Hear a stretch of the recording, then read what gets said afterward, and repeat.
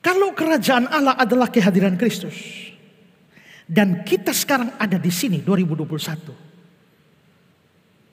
berarti Kristusnya sudah datang. Kerajaan Allah sudah datang. Kan begitu. Kalau kerajaan Allah sudah datang, masih relevankah kita berdoa, datanglah kerajaanmu? Tidak relevan. Kalau begitu, apakah kita masih perlu berdoa, datanglah kerajaanmu, sedangkan Kristus sudah datang? Menurut saya masih perlu. Kenapa? Karena kita baru bahas pengertian pertama. Kalau hanya mengacu pada pengertian pertama, kerajaan Allah adalah kehadiran Kristus, Kristusnya sudah datang, maka doa Bapa kami kelihatannya tidak relevan. Datanglah kerajaanmu, artinya kerajaan itu belum datang. Makanya kita disuruh berdoa supaya kerajaan Allah itu datang.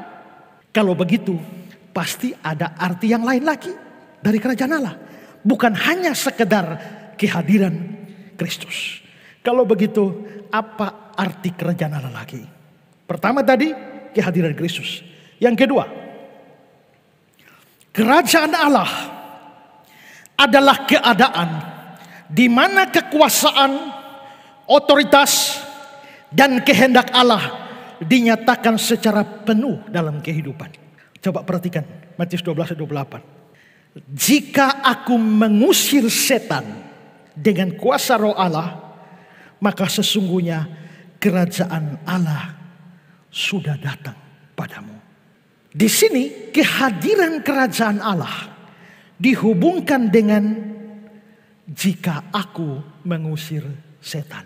Kalau saudara dirasuk setan, maka saudara dikuasai setan. Saudara takluk kepada otoritas setan. Saudara tunduk kepada kehendak setan.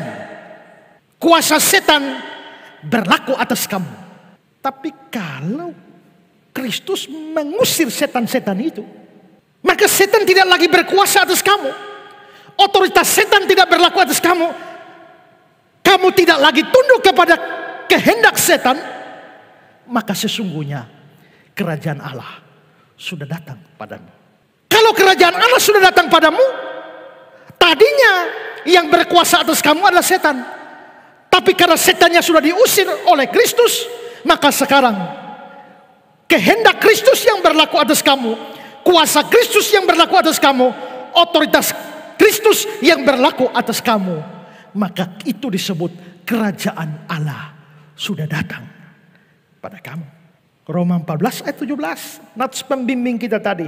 Sebab kerajaan Allah bukan soal makanan, soal minuman, tapi kebenaran, damai sejahtera, dan sukacita.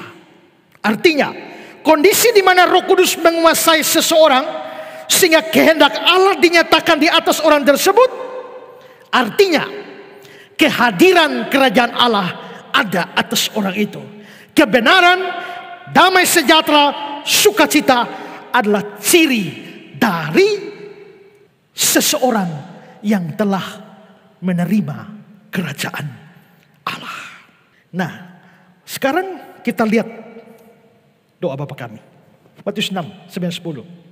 Ayat 10, datanglah kerajaanmu, jadilah kehendakmu. Untuk menjelaskan ayat ini, saya menyimpang sedikit. Untuk memberitahu kepada saudara bahwa salah satu ciri puisi Ibrani itu apa yang disebut sebagai paralelisme. Apa itu paralelisme? Itu adalah gaya pikir dan gaya bicara orang Yahudi. Yaitu mereka biasa mengucapkan satu kalimat di atas, lalu satu kalimat di bawah. Tapi kalimat di atas dan kalimat di bawah itu tidak berbeda maknanya. Kalimat yang di bawah tujuannya adalah memberi penjelasan lebih atau memberi makna kepada kalimat yang pertama. Apa artinya kalimat yang pertama?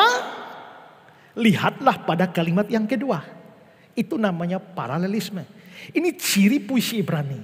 Salah satu kitab puisi itu adalah Mazmur.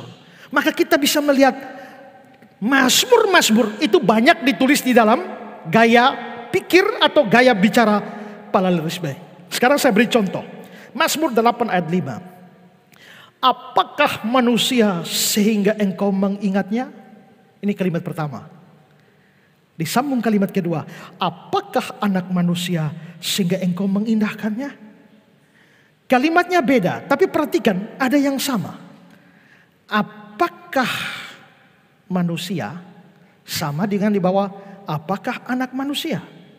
Sehingga engkau muncul juga di bawah. Sehingga engkau dan mengingatnya di atas itu sama dengan mengindahkannya di bawah. Ini paralelisme. Kalimat kedua memberikan penjelasan atau makna dari kalimat pertama. Contoh kedua, Mazmur 23 ayat 1. Tuhan adalah gembalaku, takkan kekurangan aku. Jadi, jika Tuhan adalah gembala, aku tak akan kekurangan. Kalimat takkan kekurangan aku itu menjelaskan Tuhan adalah gembalaku. Apa artinya Tuhan adalah gembalaku? Artinya aku tak akan kekurangan.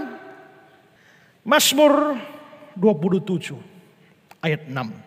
Maka sekarang tegaklah kepalaku mengatasi musuhku sekeliling aku. Apa artinya sekarang tegaklah kepalaku? Artinya adalah sekarang aku sudah bisa mengatasi musuh sekeliling aku. Karena aku bisa mengatasi musuh sekeliling aku, itulah sekarang kepalaku tegak. Mazmur 46 ayat yang kedua. Allah itu bagi kita tempat perlindungan dan kekuatan, sehingga sebagai penolong dalam kesesakan sangat terbukti. Jadi Allah itu adalah tempat perlindungan dan kekuatan, maka dia menjadi penolong dan itu sangat terbukti. Itu adalah paralelisme. Kalimat pertama dan kalimat kedua. Kalimat kedua itu menjelaskan kalimat pertama. Apa maksudnya kalimat pertama? Itu dijelaskan dalam ayat kedua. Nah, doa Bapa kami bagian ini ditulis dalam paralelisme Ibrani. Matius 6 ayat 10. Datanglah kerajaanmu, kalimat pertama, jadilah kehendakmu. Kalau begitu, apa arti datanglah kerajaanmu? Artinya adalah jadilah kehendakmu.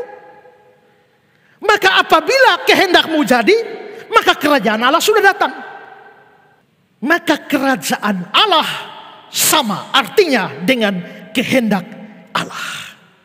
Jadi dapat kita simpulkan bahwa kerajaan Allah adalah satu keadaan di mana kekuasaan, otoritas, dan kehendak Allah dinyatakan secara penuh dalam kehidupan. Itulah kerajaan Allah.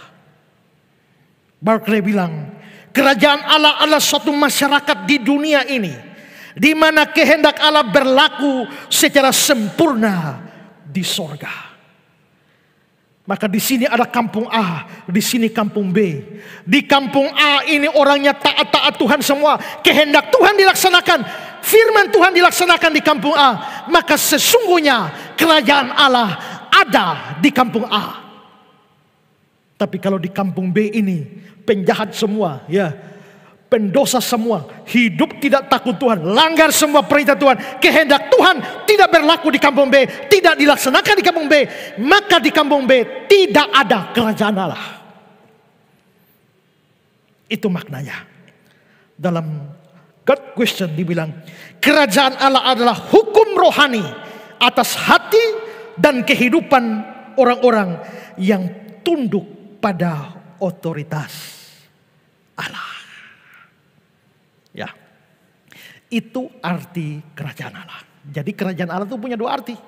Arti pertama adalah kehadiran Kristus. Arti yang kedua adalah keadaan di mana kehendak, otoritas, kuasa Allah berkuasa atas kehidupan. Itu dua arti kerajaan Allah. Untuk arti yang pertama, kita nggak perlu berdoa datanglah kerajaanmu karena dia sudah datang. Tapi yang kedua ini belum terjadi dan karenanya perlu didoakan. Yayasan Karya Bakti Esra Soru atau disingkat KABES hadir sebagai wadah untuk memberitakan Injil dan melayani secara holistik. Yayasan ini didirikan oleh Pendeta Esra Alfred Soru di Kota Kupang, Nusa Tenggara Timur dan bergerak di bidang sosial dan keagamaan.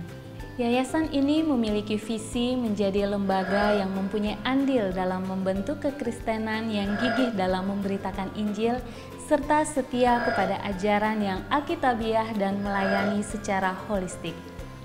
Dan misi dari yayasan ini yaitu melakukan pemberitaan Injil dan penyebaran ajaran yang alkitabiah secara langsung maupun melalui berbagai media, juga mempersiapkan dan mengutus misionaris-misionaris lokal ke berbagai wilayah, terutama ke pelosok-pelosok, serta mengadakan seminar-seminar atau pelatihan-pelatihan doktrinal, dan melakukan aksi-aksi sosial yang mengarah kepada pelayanan Kristiani yang bersifat holistik.